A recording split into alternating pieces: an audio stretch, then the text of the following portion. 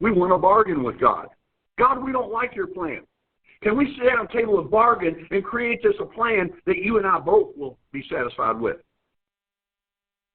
We don't need to be bargaining with God. We need to be listening to God and obeying God. And that's it. Okay. So he turned and went off in rage because he wasn't hearing from God. Now, Naaman's servants went to him. You know, sometimes God will use the lowest of people to come to us. Amen. And put us in our needed place. Humble thyself in the sight of the Lord, and he will lift you up. He's not going to lift you up until you humble yourself. Naaman's servants went to him and said, my father, if the prophet had told you to do some great thing, would you have not done it? How much more then when he tells you wash and be cleansed? We want to do something great because our flesh wants to get involved. We want to be seen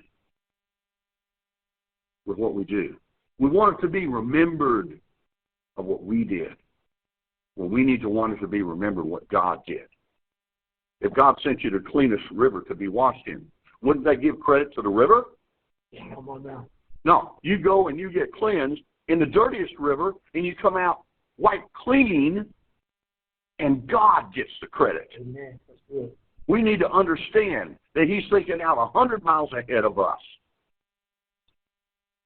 So he went down, verse 14, and dipped himself in the Jordan 7 times. Not 5, not 6, not 8, but 7 times, because that was the instruction. As the man of God had told him, and his flesh was restored and became clean like that of a young boy. And I want you to see in here, he asked the right questions. But the third thing was you got to stop making excuses. He made nothing but excuses as to why he needed to do something different. It wasn't working for him. And the last thing, remember, he dipped 7, not 6, not 5. You must finish. You can't go most of the way and claim victory. If the enemy is still standing, you haven't been victorious. You must finish. He finished. And let me show you what he got. He wanted healed of leprosy. It didn't say his flesh was restored and became healed of the leprosy. It said he became clean like a young boy. This was a grown man, probably middle-aged. He got better than he had before he got the leprosy. That's what God does. He doesn't just restore you back to where you were. He restores you to a point beyond where you were. He goes beyond your wildest dreams. But you've got to evaluate your need. You've got to ask the right questions. You've got to stop making excuses, and you've got to finish.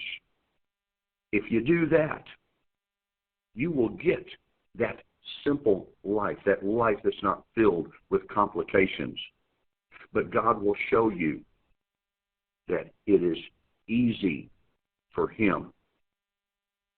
And if you look at those things, evaluate your need, ask the right questions, stop making excuses, and you must finish once you have accomplished those things. Look to your letters on the left, E-A-S-Y. What is simple but requires work, God will make easy for you. And I'll leave you with this. If you will follow his simple instructions, God will make easy work of your problem.